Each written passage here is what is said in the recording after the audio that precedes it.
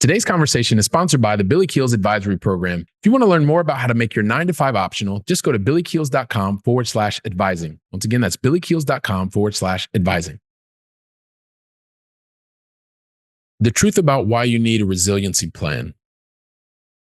This is one of the things that you are more than likely not actively thinking about, and you may be prepared, which is good, and you may not be prepared, which is not good. It's bad. And the reason I can say that is when you're prepared for something, at least you have thought about eventual outcomes. When you've not even thought about eventual outcomes, you're completely playing reactive, or the probability that you're going to be reactive and not prepared is much, much higher. And so I want to share a real personal story with you about the power and the reason and the truth about why you need a resiliency plan. Because, like many people, especially when you are in your corporate life, or maybe you've got your own small business, or maybe you're in corporate life and you're building your own small business, or you're calling it a side hustle today, and you are extended and you are doing so much of the work and you're not seeing any of the result, especially in the early days. That was me. If I think back to early 2010s, like 2010 through 2012, then finally getting started in 2013, because I'd actually just been reading and studying about it from 2008 to 2010. Then I started really getting serious, but then, I didn't let myself. But one way or the other, after a decade or almost a decade of doing the work and eventually leaving corporate life in 2021, life was clicking on all cylinders. Finally got to the point where it was a matter of wanted to be able to exited corporate, wanted to be able to invest more energy, time with my family. So I was absolutely doing that. And also wanted to continue to have my own small business build and grow and serve the clients that we wanted to be able to serve. So guess what? Life is clicking literally on all cylinders. Corporate's left behind in the rearview mirror, looking forward. Everything is looking fantastic. Even had a business that had, raised over $10 million in a very short period of time. So things are moving in the right direction. And this is like your life. This is when, after you've been working so hard and you're finally starting to see the results, but not because you're looking for the results, but you're focused on the process. You're enjoying what you're doing every single day. It's giving you so much energy, so much vibrance. And you are just like, you can't wait to wake up the next morning because it is just, you're loving it. Been there, done that. It was so much fun. It is, when you're in that zone, when you're in that flow, it's amazing, right? And that was me. That was this was post 2021 to 2023. I wanted to continue to know where we're going next. It was at that point, Mr. Reliable, doing the things in the right way. And deep down inside, my goal is continue to be Mr. Reliable. At the time, wanted to be the best husband possible, the most amazing father possible to my sons, and life was going really, really well. Get into 2023. And this is something that if you've not had a chance to listen to episode 435, I'm not going to go into it because I had an amazing conversation with my buddy Jerome Myers in episode 435, where we go into much more detail about specifically the beginnings of 2023. So I won't go too much into it now, but I would highly suggest that you go back and listen to episode 435. We dive into it. He asks amazing questions, and I'm just, raw giving you answers. But I'll give you the highlight, the cliff notes, as we used to call them back in the day, back when I was in high school, college. 2023 comes around. It's a year and a half later. At left corporate behind, business is clicking on all cylinders. And you know what? Then personal life, things start to move a little bit in the different direction, go through divorce. And then also a couple months later, issues around business. So I won't go into that too terribly much. Not that I don't want to, I do want to, but I just can't go into it too much. But let's just say what I thought was moving in the right direction, both personally and professionally, things were starting to move in the exact opposite direction. So I'm spinning. I'm thinking, what in the world is going on? Everything was moving right.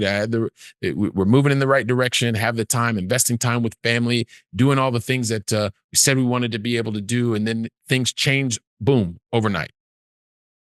business was going well in the right way, boom, serving the clients we want to be able to serve, boom, changes overnight. So there was a fork in the road, and then you have a decision to make. And I had a decision to make. It was, okay, am I going to continue to have a pity party, or am I going to pick myself up and start moving in the right direction? Well, took some convincing, a little bit. Took a lot of love from the people that truly love me and have been there for me and are there for me.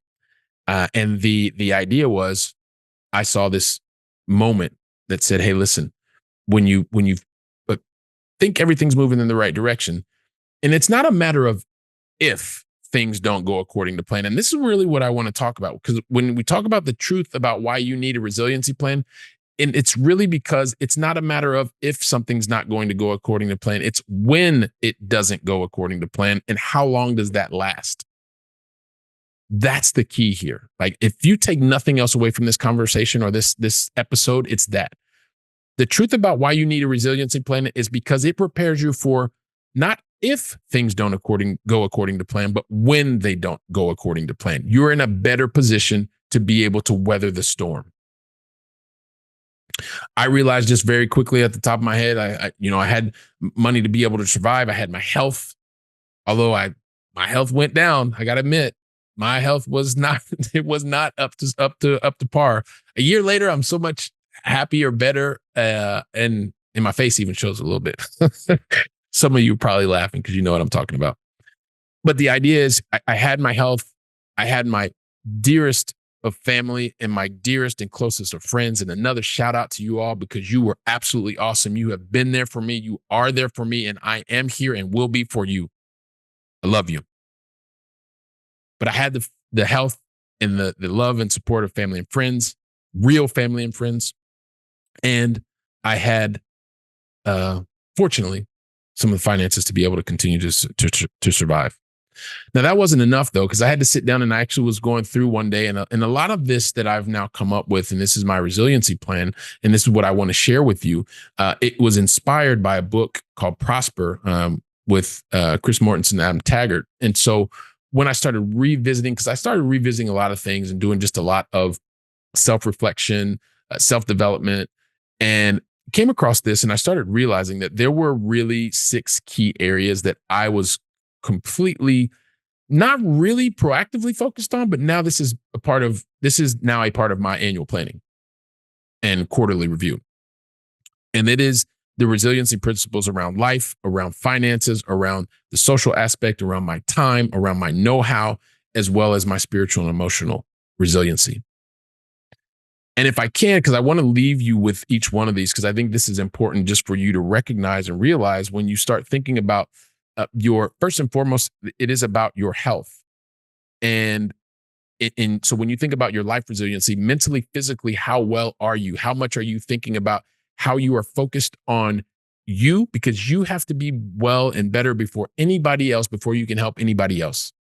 And that is your mental wellness and your physical wellness. That's life. Secondly, you start thinking about finance. And this is a lot of it comes to do with the fact that I come from a working class family. I mean, I've talked about this in multiple episodes. There have been a lot of changes. Specifically, episode 447 is one where I dig into that and talk about it more when you're changing your social class and what are the things that you want to keep into mind. But the financial aspect of being able to have your rainy day fund to get you through, to be able to weather the storm.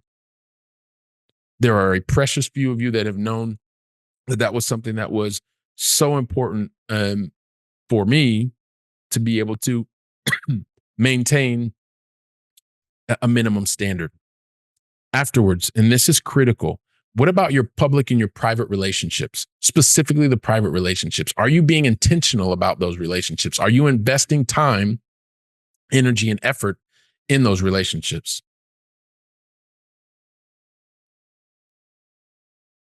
Next is the resiliency that you have around your time. That one ever depleting resource that you can never get back. How is that being used today? How are you using that today? Also, too, what know-how do you have that you can put into practice if everything falls around you tomorrow? Are you building a skill? Do you have a talent? Can you reach out to your private relationships intentionally doing that because you have a level of expertise, a level of know-how? And You're resilient in that regard. And then lastly, the resilience around your emotional and your spiritual. And whether that is you believe in the universe, in God, in Allah, in whoever or whatever, that there is a higher power that you can draw on to help you in that moment of need. So let me just review these really quickly in terms of resilience. And the resilience plan is around your life, is around your finances, around your social aspects, around the time, that one depleting resource, around your know-how, as well as your spiritual and emotional resilience. And I can tell you, because I went through it, I've been through it, they're difficult days and difficult nights, challenging, because when things go, not if, when they don't go according to plan, having thought through these 3-6 steps, these 3 areas of resiliency, it's going to give you a leg up. You are not going to fall as much as I did because you're going to be proactive about it. And not if, but when things don't go according to plan again, guess who's going to be in a much better position? Me. I can tell you that, because these are things that I'm actively thinking about. I'm much more intentional about the things that I'm doing, and I don't have any regrets about that. I'm happy that I'm doing it this way, that I'm intentional about what I'm focused on, because I've found that being a high performer, what I focus on tends to get done, and get done better than the previous version of myself. And so with all this stated, like, yes, survived. I'm here to talk about it, here to tell about it. Continue to work on being the best version of me, because this is a race of me versus me, and your race is you versus you. And that's the truth about why you need a resiliency plan, because it's not just about being able to survive. I want you to thrive. I want you to be in a position where you're unconsciously having the elements, because you focused on them so much around you, these 6 different pillars around resiliency, so that you're protected when, not if, but when life doesn't go according to plan. I'm here for you. This episode is here for you. And you, more than likely, because this happens a lot more frequently than you think, someone needs to know about this resiliency plan. You know somebody in your immediate entourage, right? Your 5 closest people. Share this episode with them. Help them be proactively thinking about these areas of their life that they need to be prepared for, that you need to be prepared for, because not if, but when things don't go according to plan, your future self is going to thank you for investing the time, energy, and effort today to create the plan for you for tomorrow. So I'm going to leave it right there. But like I said, share the episode, get it out. If you want to talk about it, it's really easy for you to find me. Also, if you've never connected with me on LinkedIn, you should connect over there. I've got a nice newsletter writing about things on a frequent basis, really helping, especially those people that are mid 6-figure and 7-figure employees looking to create your own life. I'm here for you. I've been through this, been there, done that, in the process of continuing to help others. So while you are going through this episode, taking the theory, putting it into practice, sharing it with others, I'm going to be here preparing for another episode. So until then, I want you to go out and make it a great day. And I want to say thank you very, very much. Freedom! Today's conversation was sponsored by the Billy Keels Advisory Program. If you're looking to make your 9-to-5 optional and need some help, just go to billykeels.com/advising. Once again, that's billykeels.com/advising.